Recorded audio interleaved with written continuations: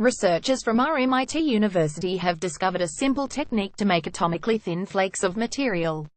The breakthrough, published in Science, is expected to lead to faster, more energy-efficient electronics. Using a surprisingly simple method, metals are dissolved in liquid metal and the resulting superthin oxide layer is peeled off. The technique is predicted to work with about on a third of the periodic table, and some of those elements create semiconducting or dielectric materials as oxide layers. Hafnium oxide, an insulating material used in semiconductors, with a thickness of only 3 atoms, has been produced with this technique. That's approximately 5 to 10 times thinner than hafnium oxide layers produced with previous techniques. This research was led by Professor Kourosh Kalantarzada and Dr. Torben Danica from RMIT's School of Engineering, who experimented with the technique for the last 18 months. Here we found an extraordinary, yet very simple method to create atomically thin flakes of materials that don't naturally exist as layered structures.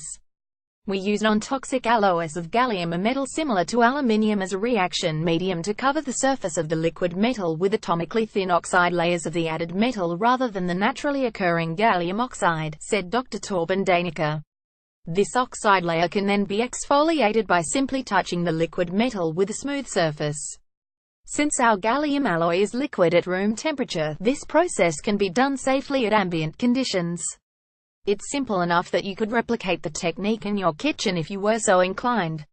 Professor Kourosh Kalantarzada said, "Semiconducting and dielectric components are the foundation of today's electronic and optical devices. Working with atomically thin components is expected to lead to better, more energy-efficient electronics. This technological capability has never been accessible before. The materials produced by this technique are useful for more than just electronics. Some of the oxide layers can be used in batteries or as catalysts." Dr. Danica says, "The most important outcome of our work is that we introduce liquid metals as a reaction solvent, which opens the door to a whole new type of chemistry." The research is funded by the Australian Research Council Centre for Future Low-Energy Electronics Technologies Fleet. DOI Science 10.1126 Science.RR 4249